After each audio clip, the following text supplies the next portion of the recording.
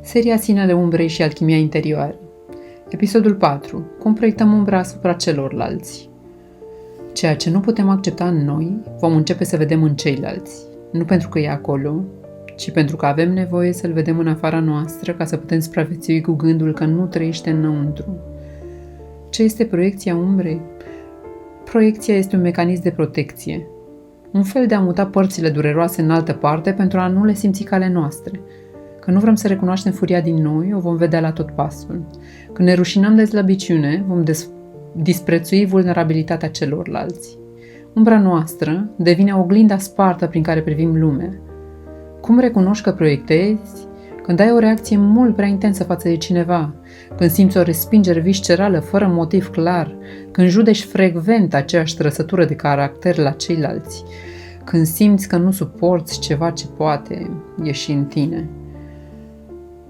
Exemple de proiecții comune. Persoana care se consideră calmă, dar e înăuntru furioasă. Vede agresivitate în oricine ridică vocea. Cea care a învățat că sexualitatea e rușinoasă, va critica subtil sau ostil orice formă de libertate corporală. Cel care și-a îngropat tristețea simte dispreț față de cei prea sensibili.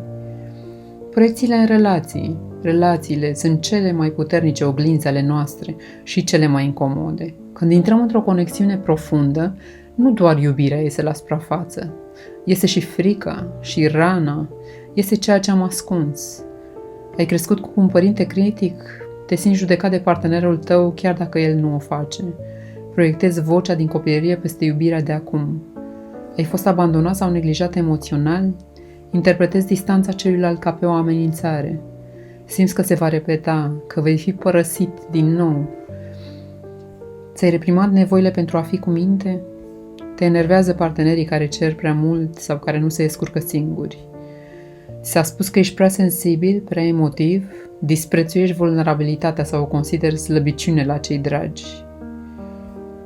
Umbra în iubire. De multe ori nu ne îndrăgostim de oameni, ne îndrăgostim de potențialul lor de a ne vindeca umbra.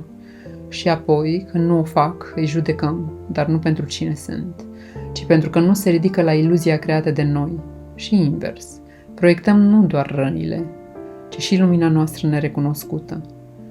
Ești atât de inspirator, poate însemna mi-e frică să-mi văd propria inspirație. Ești prea puternic, poate ascunde propria putere negată.